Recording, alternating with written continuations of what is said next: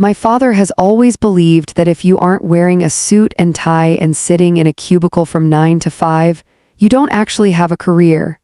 To him, success is measured by the length of your commute and the prestige of a corporate logo on a plastic ID badge. Growing up, I watched him climb the ladder at a traditional manufacturing firm, a man who valued physical presence over digital innovation. When I told him I was starting my own company in the tech sector, he didn't just doubt me, he laughed. He called it a cute little hobby and told me I was playing house with a laptop. Every Sunday dinner for 3 years followed the same agonizing script. He would lean back in his chair, swirl his drink, and ask if I had finally decided to look for a real job.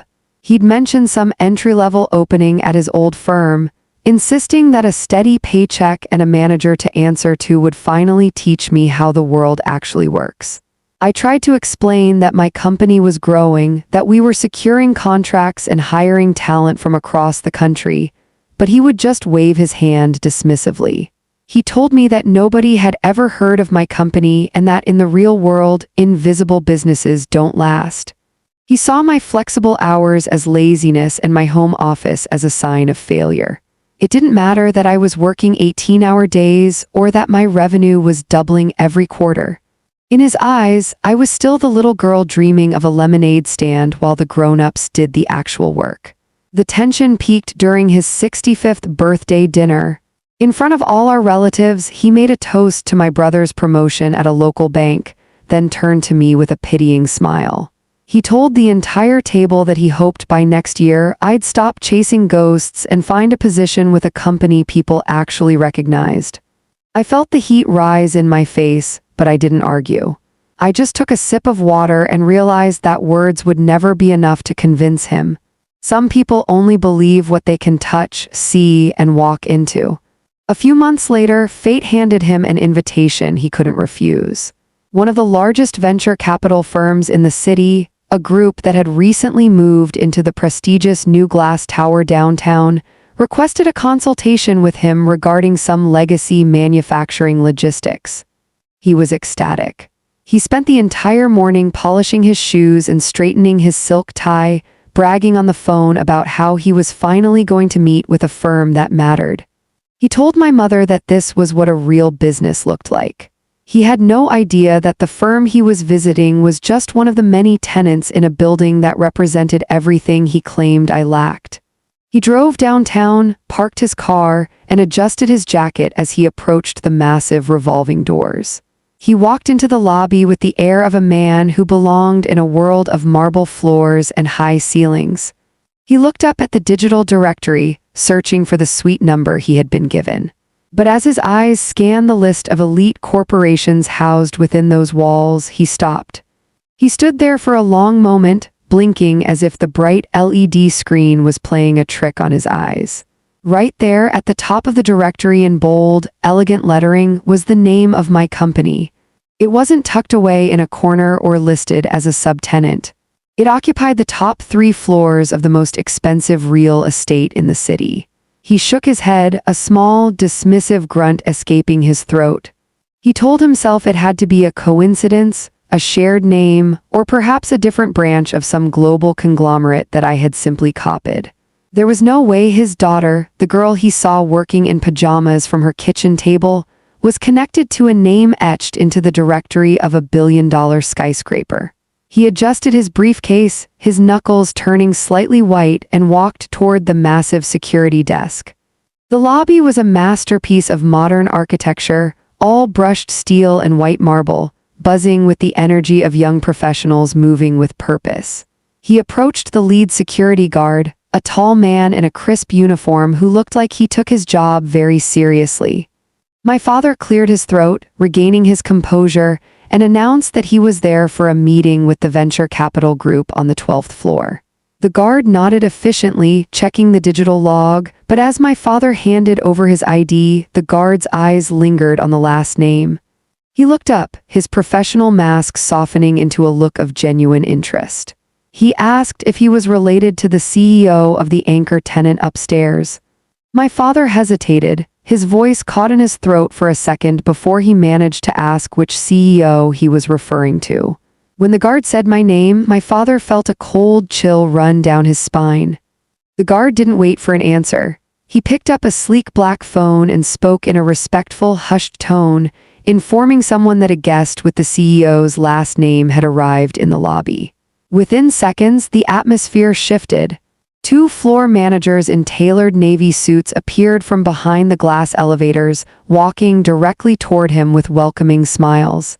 They didn't treat him like a random consultant. They treated him like royalty. They thanked him for coming and mentioned how much they appreciated his daughter's vision for the building's ecosystem. My father was speechless. He followed them toward the private elevator bank, his polished shoes clicking against the stone floor, a sound that suddenly felt much smaller than it had 5 minutes ago. As the elevator doors hissed shut, he watched the floor numbers climb rapidly. He saw the city lights and the sprawling horizon through the glass walls, realizing just how high up this world actually was. He had spent 40 years climbing a ladder that he thought was the only one that existed, never realizing I had built an entire skyscraper while he wasn't looking. The elevator chimed as it reached the penthouse levels, and as the doors slid open, he wasn't greeted by a small office or a makeshift workspace. He stepped out into a sprawling, open-concept headquarters that looked like something out of a futuristic film. There were floor-to-ceiling windows, lush indoor gardens, and a sea of high-end workstations where hundreds of people were collaborating. He saw the logo again, massive and backlit against a moss-covered wall. It was the same logo he had laughed at when I showed it to him on a business card 2 years ago. My father stood frozen at the edge of the elevator bank, his briefcase hanging limply at his side. The sheer scale of the operation was overwhelming. This wasn't a hobby or a digital fluke. This was an empire. He watched as a group of young executives in sharp blazers walked past him, debating international market trends and software deployment. None of them looked like they were playing house. They looked like they were changing the world. One of my assistants, a woman named Sarah who had been with me since the beginning, spotted him immediately. She had seen his photo on my desk and recognized the family resemblance instantly. She walked over with a professional yet warm smile, extending her hand. She welcomed him to the headquarters and mentioned that the CEO was just finishing a call with our London office. My father took her hand, but his grip was weak. He asked, almost in a whisper, if all of this, the 3 floors, the hundreds of employees, the view that overlooked the entire financial district, actually belonged to his daughter. Sarah laughed softly, a sound that wasn't mocking but filled with genuine pride for the company. She told him that not only did it belong to me, but that I had designed the entire corporate culture from the ground up. She led him through the main floor, and he walked like a man in a dream. He passed the glass-walled conference rooms where developers were whiteboarding complex algorithms. He saw the media suite where our marketing team was editing a campaign for a Fortune 500 partner.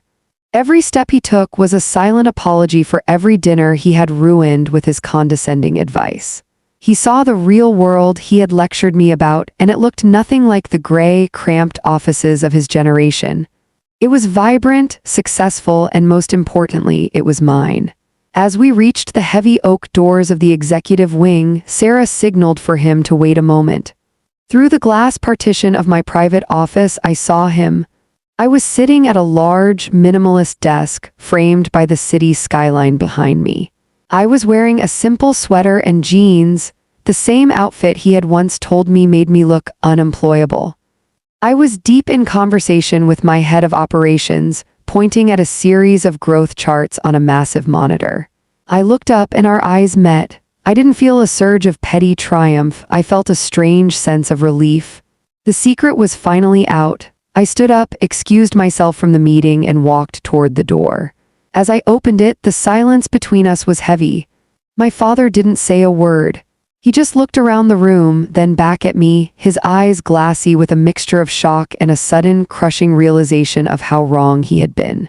He looked at the logo on the wall, then at the bustling office outside, and finally, he spoke. He didn't ask about a real job this time. He asked how long I had been carrying all of this on my shoulders while he was busy telling me I was failing. I walked over to him and gently took his briefcase, placing it on the side table. I told him that I hadn't been carrying it alone, but that I had been building it every single day. He thought I was wasting my time. For a man who always had an answer for everything, my father was remarkably quiet.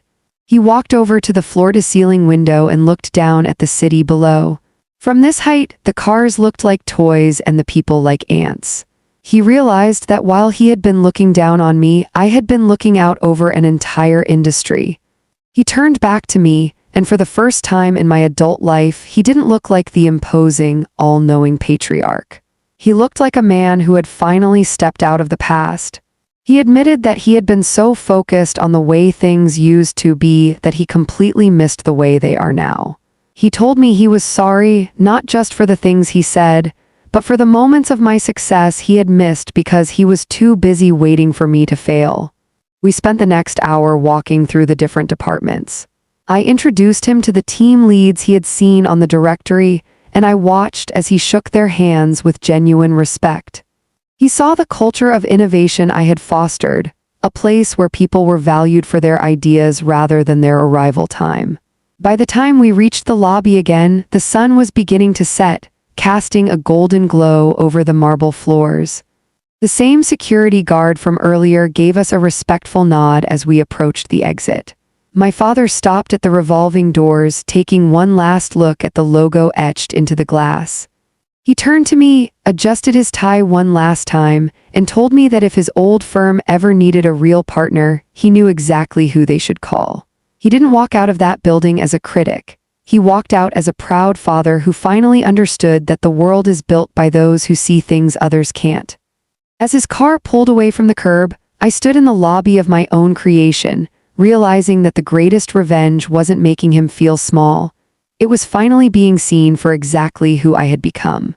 The hobby was now a legacy, and for the first time we were both speaking the same language.